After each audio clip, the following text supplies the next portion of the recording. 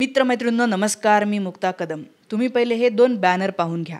आता कालच सरकारने मनोज जरांगे पाटील यांच्या काही मागण्या मान्य केला, त्याचा GR काढला आणि त्यामुळे जरांगे पाटील यांनी काल उपोषण सोडलं. मराठे घराकडे निघाले.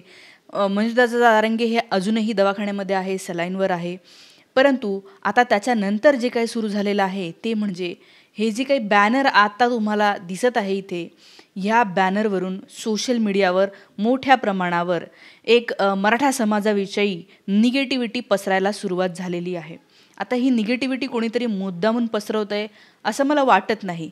कारण या बॅनरवर जे काही लिहिलेलं आहे ना, ते तुमच्यापैकी अनेक लोकांनी अनेकदा कुठेतरी महसूस केलेलं असेल किंवा कोणाला तरी बोललेलं असेल.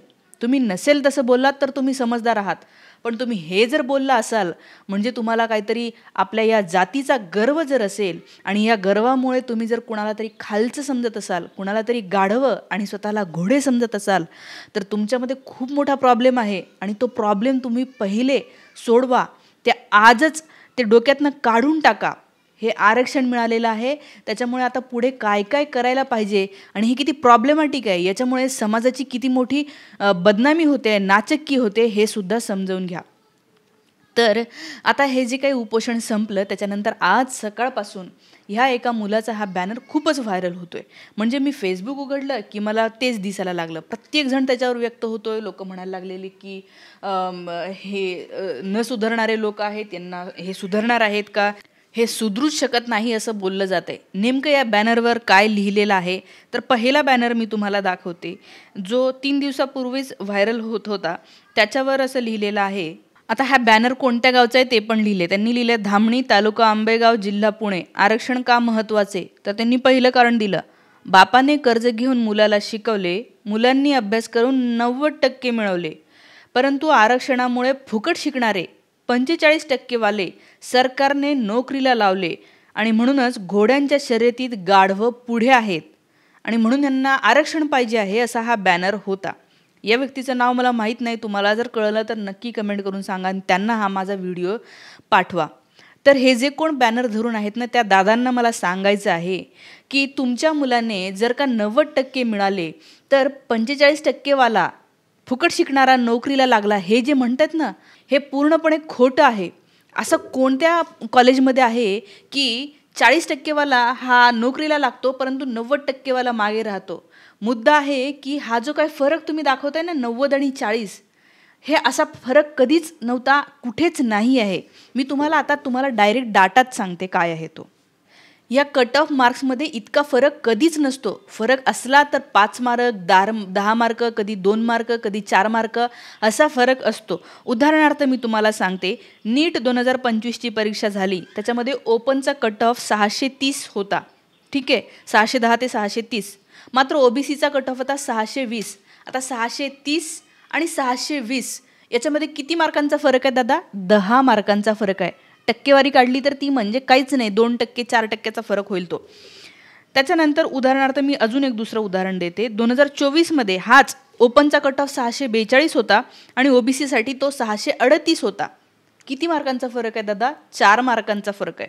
त्याच्यानंतर MHT CET 2025 ओपनचा जो काही कट ऑफ आहे COEPला उदाहरणार्थ 160 मार्क्स होता. 160 प्लस असेल तर तुम्हाला तिथे ॲडमिशन मिळत होतं आणि OBCसाठी ते होतं 156 किंवा 158. इथे फक्त 2 मार्कांचा फरक आहे.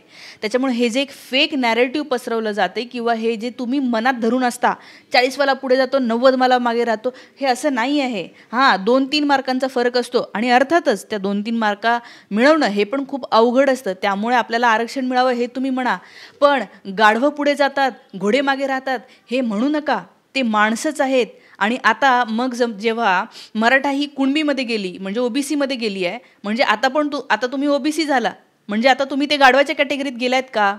त्याच्यामुळे हे जे डोक्यात आहे ना, ते पहिले काढून टाका. आणि हे असंच इतर कॉलेजेसमध्ये, इतर ठिकाणी सुद्धा कट ऑफमध्ये जो मार्कांचा फरक आहे तो 10 आणि 5 मार्कांचाच आहे. येस, ते घेणं खूप जास्त अवघड असतं, त्याच्यासाठी आमचा लढा आहे म्हणा. परंतु हे गाढव, गधे आणि फुकट शिकणारे पुढे जातात वगैरे हे असं म्हणणं खरंच थांबवा. त्याच्यानंतर दुसरं मी तुम्हाला सांगते, अजून एक बॅनर जे व्हायरल होतं आहे आजपासून, काय दिसतोय ह्या बॅनरमध्ये, या मुलाने असं लिहिलेलं आहे. याला ना खूप शिव्या पडत आहेत खरं तर. आणि मला असं वाटतं की मे बी त्याचाही दोष नसेल, त्यांनी इकडे तिकडे ऐकलं, जसं मगाशी मी तुम्हाला जे काही सांगितलं त्यांनी तसंच ऐकलेलं आहे. आणि त्याच्यामुळे तो एक आहे की बाबा हां आम्ही म्हणजे काहीतरी भारी. काय म्हणतो हा, आरक्षण हे फक्त आम्हाला शिक्षणासाठी पाहिजे. ओके, आमची बरोबरी करायला तुमच्या 7 पिढ्या जातील. म्हणजे कोणाची बरोबरी करा, तुमची म्हणजे काय, तुझ्या जातीत असं काहीतरी आहे, तुझ्या रक्तात असं काहीतरी आहे की जी बरोबरी करायला इतर लोकांच्या 7 पिढ्या जातील. म्हणजे इतर म्हणजे काहीतरी क पदार्थ आहे, वाईट आहे, आणि आम्ही म्हणजे लई भारी आहो. हा जो एक खूप मोठा प्रॉब्लेम आहे.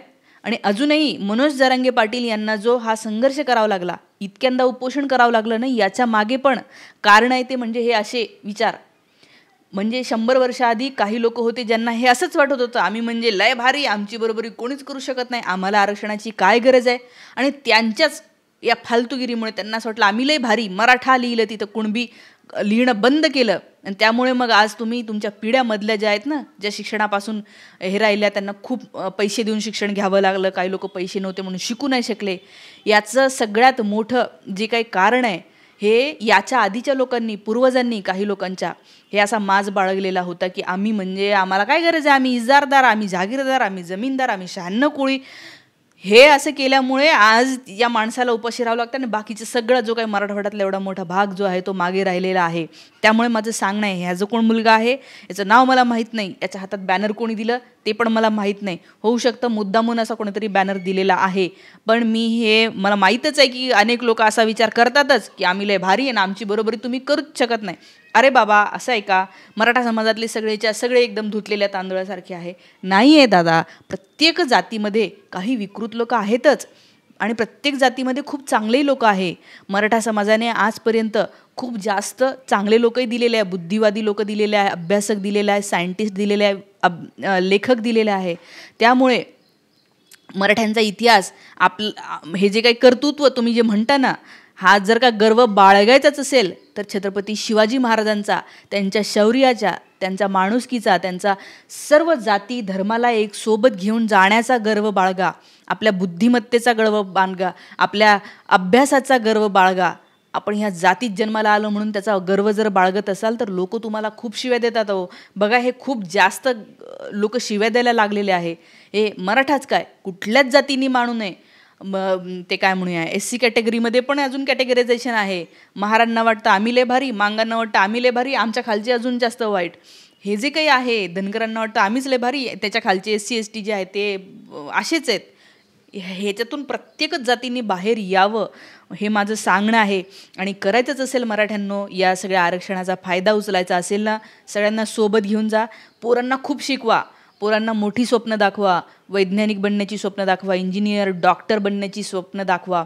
त्यांना अभ्यास करायला, पुस्तकं जास्ती वाचायला द्या. डॉक्टर बाबासाहेब आंबेडकर, महात्मा फुले, शिवाजी महाराज हे आपले खरे आदर्श आहे. यांच्या आदर्शावर चालायला लावा. आणि कधीही मनुवाद्यांच्या नादाला लागू नका. मनुवाद्यांच्या नादाला जर तुमचं पोरगं लागलं, बरबाद झालं म्हणून समजा. आज जे हे भाजप आणि मनुवाद्यांच्या नादाला लागलेले आहेत ना, एक तर ते खोटे बोलतात प्रचंड, काही झालं तरी ते चांगलंच आहे म्हणतात. त्यांना ते श्रीमंत, ते गरिबांच्या विरोधात आहे, शेतकरी विरोधात आहेत भाजपचे लोक. हे यांच्या नादाला पोरं धर्म भारी, आमचा हे धर्म प्रत्येकाच्या घरात आहे, मंदिर प्रत्येकाच्या घरात आणि मनात आहे. फक्त डोक्यात नका जाऊ देऊ, अभ्यास करा खूप, आणि त्या अभ्यासाने त्याचा गर्व बाळगा की येस मला गर्व आहे, मी इतकी पुस्तकं वाचले, मला इतकं ज्ञान आहे.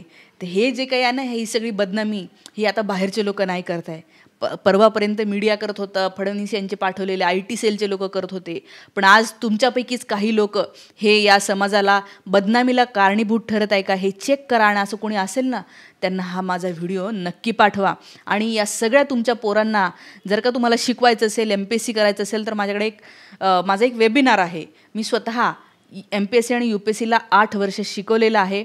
तुमच्या पोरांना जर ह्या परीक्षा द्यायच्या असेल आणि त्यांना कळत नसेल की नेमकं काय करू, क्लास लावू की नको लावू. अनेक लोक क्लास लावतात, पैसे भरून टाकतात आणि 4 दिवसांनी कळतं हे खूपच अवघड आहे, मला तर जमणारच नाही.